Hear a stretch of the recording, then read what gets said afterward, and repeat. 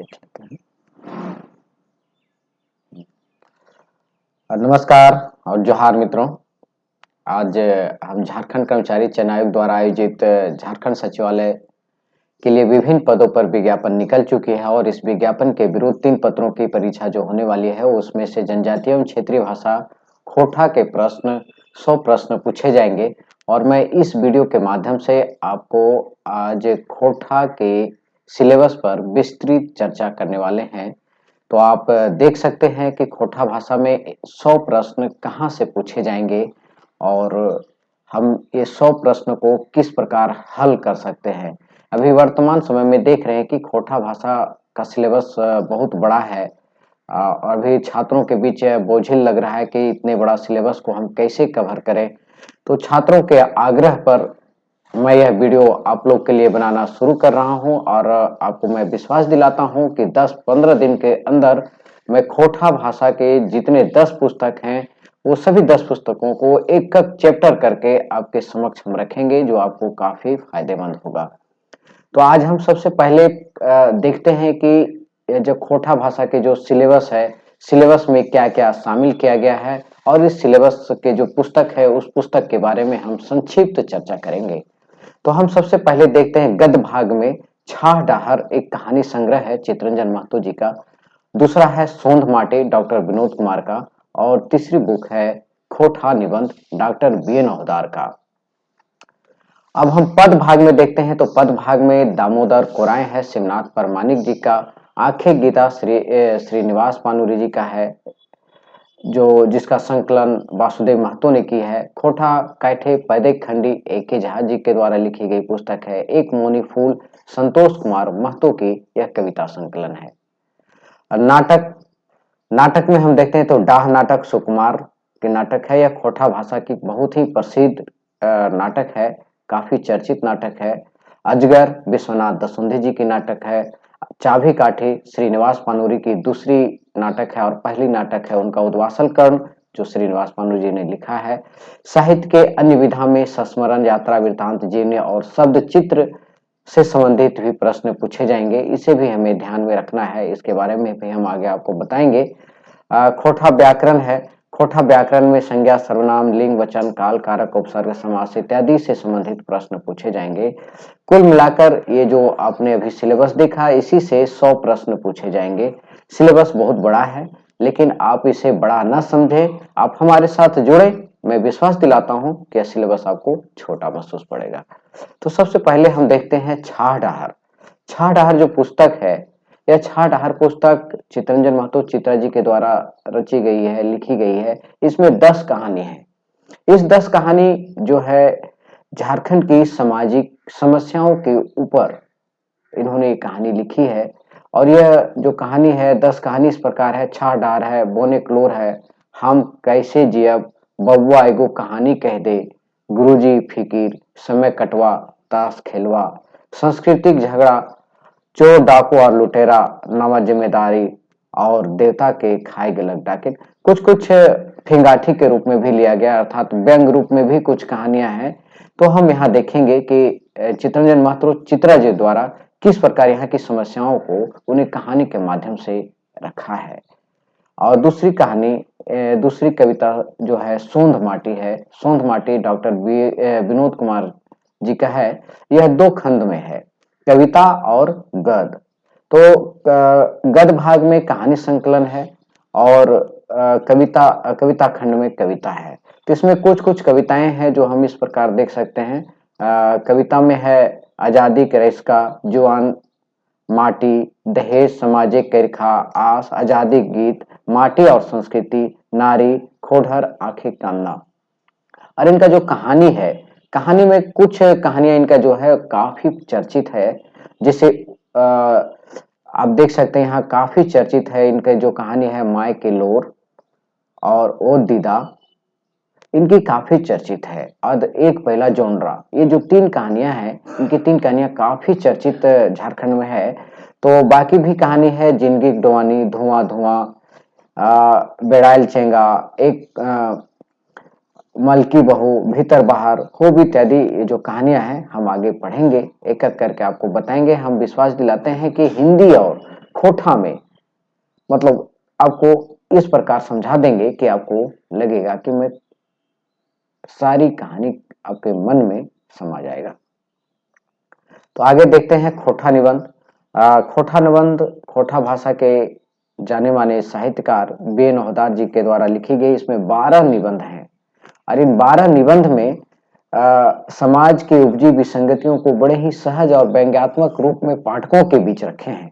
इस पुस्तक में लिखे गए निबंध इस प्रकार है। सब टाय चले है, बखेड़ा में बखेड़ा, लिंग बखेड़ा, बैच का बगरा, सर्वधर्म सभा और राष्ट्रीय एकता, एगो कुकरे का आत्मकथा, प्रेमचंद्र साहित्यिक सामाजिक सर सर श्रेष्ठता योगदान, भाई बहन के शुभ प्यार के प्रतीक परब करम, फूल कर परब सरहुल और तकर प्रासंगिकता, छोटा नागपुर एक नैनीताल, हमनी के संस्कृति तकर ऊपरी संकट, खोटा लेखन के परंपरावादी और जनवादी, हमें खड़ा हूँ इत्यादि। ये इनकी निबंध है। हम इन निबंधों को एक एक करके बारी बारी से देखेंगे। पद साहित्य के अंतर्गत हम देखते हैं। पद साहित्य के अंतर्गत दामोदर कोराय खंड काव्य है। ये दामोदर कोराय जो देख रहे हैं खंड काव्य है, श्री शिवनाथ परमानिक जी के द्वारा रचित है। यह खोठा खंड काव्य, इस खंड काव्य में कथा वस्तु 6 भागों में विभक्त कर किया गया है। मेला है, सरंची कमल है, राजवैद है, हून है, अमर चटान और हडप्पा है।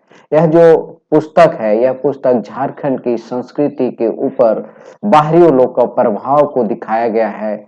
बाहरी लोग किस प्रकार झारखंड की संस्कृति को अतिक्रमण करते हैं और कुछ जो बाहरी लोग हैं वो झारखंड की संस्कृति को अपना लेते हैं। यह हालांकि प्रेम कथा पर आधारित है।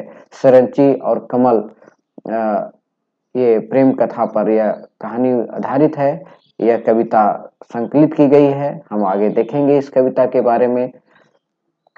आखिर गीता कविता संग्रह है। यह कविता संग्रह श्रीनिवास पानूरी जी का है, चीज को संकलन करने का काम नारायण महतो ने किया। यह कविताएं श्रीनिवास पानूरी जी के छिटपुट थी, कविता के रूप में संकलित नहीं थी। तो इन्होंने संकलन करने का मतलब उसको चुनने का काम किया और एक पुस्तक के रूप में प्रकाशित करने का काम किया है श्री नारायण महतो जी ने। इस पुस्तक में अधिक 72 कविताओं का संग्रह है। कविता तो बहुत बड़ी है लेकिन सभी छोटे छोटे कविताएं हैं। आप इसे आराम से समझ लेंगे, इसमें किसी प्रकार की कोई दिक्कत नहीं होगा। आगे देखते हैं खोठा काठे पैदे खंडी। यह एके झा जी का पुस्तक है। एके झा जी द्वारा कविता लिखी गई है। इस कविता में झारखंड की जो विसंगतियां हैं, समाज में उपजी विसंगतियों को एक दिशा दिखाने का काम किया है। विसंगतियों को दिखाया है और विसंगति को समाधान की भी इसने चर्चा की है कविता के माध्यम से। तो हम ये देखेंगे। और एक मोनी फूल, यह संतोष कुमार महतो जी द्वारा लिखी गई है। इसमें 31 कविताएं का संग्रह है। इस 31 कविताएं में कुछ व्यंग्यात्मक हैं, जैसे व्यंग्यात्मक है हर हरि मिलन, जो हर किसी के घर में पारिवारिक समस्याएं होती है और इस पारिवारिक समस्या को संतोष कुमार महतो जी ने भगवान से जोड़कर दिखाया है। विष्णु और महादेव के समस्या को जोड़कर दिखाया है। बहुत ही व्यंग्यात्मक है और बहुत ही रोचक है। यह कविता हम आगे पढ़ेंगे। धधाल मूसा है, बैगन पोड़ा है, चंद्रपुरा दर्शन है, चमचा, दलाल, तेल मालिश, धान चोरी, विदाई इत्यादि है जो इनकी कुछ प्रमुख रचनाएं हैं, प्रमुख कविताएं हैं। हम आगे देखेंगे। नाटक खंड में हम आते हैं तो नाटक खंड में झारखंड की एक प्रसिद्ध नाटक है डाह। यह डाह खोठा भाषा की एक प्रमुख नाटक है। डाह है सुकुमार जी के द्वारा लिखी गई है। यह डाह नाटक है झारखंड के प्रेम भाव, दो भाइयों के प्रेम को किस प्रकार बाहरी लोग ईर्ष्या डाह उत्पन्न करते हैं और इस प्रेम को तोड़ने का काम किए हैं। वही इसी को सुकुमार जी ने एक नाटक के रूप में बहुत ही मार्मिक रूप से दिखाया है। अजगर, अजगर यह भी विश्वनाथ दसुंधी राज जी द्वारा लिखित नाटक है। इस नाटक का केंद्रीय विषय है सामाजिक शोषण भ्रष्टाचार, अर्थात समाज में जो भ्रष्टाचारी लोग हैं, शोषणकारी लोग हैं, वो गरीब गरीबे लोग को किस प्रकार शोषण करते हैं, तो उसी को केंद्र बिंदु मानकर इन्होंने ये दिखाया है। और अजगर नाम देने का मुख्य कारण है कि अजगर किस प्रकार किसी लोग को निगलता है। तो समाज रूपी जो शोषणकारी वर्ग हैं, उन्होंने उसको एक अजगर माना है और जो गरीब गुरबे लोग हैं उसका वो भोजन माना है। तो ये विश्वनाथ दसुंधी जी द्वारा जो गरीब को केंद्र बिंदु मानकर भ्रष्टाचारी शोषणकारी लोगों के ऊपर यह नाटक जो रचित है, इसे हम आगे देखेंगे। चाबी काठी यह श्रीनिवास पानू जी द्वारा लिखित नाटक है। इस नाटक का भी गांव घरों में उत्पन्न समस्याओं को दिखाया है। नाटक का केंद्र बिंदु गरीबी, बेरोजगारी इत्यादि है। उद्वासल कर्ण सबसे प्रसिद्ध नाटक है उद्वासल कर्ण। यह पौराणिक कथा पर आधारित है, लेकिन आज के वर्तमान समस्याओं को इन्होंने दिखाया है। इस कहानी में, क्षमा चाहता हूँ, इस नाटक में श्रीनिवास पानूरी जी भले ही पात्र पौराणिक हैं, कर्ण के ऊपर आधारित है, लेकिन कर्ण जैसे आज भी उपेक्षित वर्ग के लोग आज भी यहाँ उपेक्षित है और शोषित है, उसी को ये नाटक के रूप में श्रीनिवास पानूरी जी दिखाए हैं। इस नाटक की खास विशेषता है कि भाषा शैली। श्रीनिवास पानूरी जी ने बहुत ही सरल खोटा भाषा में इसको लिखे हैं, जो पढ़ने से काफी आनंदित महसूस होता है और काफी जानकारीपूर्ण है। हम आगे इसको देखेंगे। आगे है, देखेंगे खोटा साहित्य की अन्य विधाएं हैं। अन्य विधाएं में हमें कुछ कुछ पढ़ना है, जैसे हम पहले चर्चा कर चुके हैं। उसमें सबसे पहले हम जीवनी देखते हैं। तो जीवनी क्या है कि कोई साहित्यकार किसी व्यक्ति के बारे में, उनके जीवनी के बारे में लिख दे तो हम उसको जीवनी कहते हैं। खोटा साहित्य में जीवनी पर पर्याप्त रचना उपलब्ध नहीं है, फिर भी शून्यता से परे विकास की गति को प्राप्त कर चुका है। कुछ कुछ रचनाएं हमें कुछ पत्र पत्रिकाएं में प्रकाशित होती चली आई है। इससे जुड़ी कुछ जीवनी इस प्रकार हम देख सकते हैं, जैसे बुड़ाइल साहित्यकार ध्रुवतारा पानूरी जी, प्रदीप कुमार दीपक की रचना है। साहित्यिक उत्तराधिकारी पुत्र अर्जुन कुमार पानूरी है। खोटा खोटा तितकी राय मोहम्मद सिराजुद्दीन सिराज जी का है। खोटा विद्यापति भवप्रतानंद विश्वनाथ दसुंधीराज जी का है। बड़का बुजुर्ग बिरसा अजीत कुमार झा जी का है। शेख भिखारी पारसनाथ महतो जी का है। इस प्रकार हम आगे रचना देखेंगे। ये जो जीवनी है, खोटा संस्मरण है। खोटा संस्मरण हम देखेंगे। भावुक कलाकार जब अतीत की अनंत स्मृतियों से रमणीय अनुभूतियों को अपनी कोमल कल्पनाओं से अनुरंजित कर व्यंजनात्मक संकेत शैली में अपने व्यक्तित्व को, विशेषताओं को विशिष्ट कर रोचक ढंग से अर्थात रूप में व्यक्त कर देता है। तो ये संस्मरण भी हम देखेंगे। कुछ कुछ वही पत्र पत्रिकाओं में हमारा संस्मरण प्रकाशित होता आया है। यह संस्मरण लिखने की जो परंपरा है 1990 के दशक के बाद प्रारंभ हुआ है। कुछ संस्मरण अभी हम देख सकते हैं। बरवाडा का खराबोर शांति भरत जी का है। उड़गल गेला फुलवा रह गेल बास, हसमुख लोक कवि तितकी राय, मन परे आवल खेड़ा पूर्वा यात्रा, उजरल खोंधा जनार्दन गोस्वामी इत्यादि, ये सारे जो हैं, रेला आनंद किशोर दांगे, ये मेरी लिखी हुई संस्मरण है। इस प्रकार हम यहाँ देख सकते हैं। खोटा आत्मकथा, खोटा आत्मकथा का भी विकास है, आधुनिक युग का है। अभी आत्मकथा का भी खोटा साहित्य में बहुत ही कम मिलने देखने को मिलता है, लेकिन इसे भी हमें पढ़ना है। खोटा यात्रा वृत्तांत है। यात्रा वृत्तांत है कि जब कोई साहित्यकार किसी यात्रा को अपने कलमों के माध्यम से लिख दे। ये शब्द चित्र और यात्रा वृत्तांत एक ही जैसा है। शब्द चित्र में होता है कि कोई व्यक्ति एकदम अक्षर सा कोई जब देखे, पढ़े तो लगे कि वो चित्र हमारे नजरों के सामने घूम रहा हो।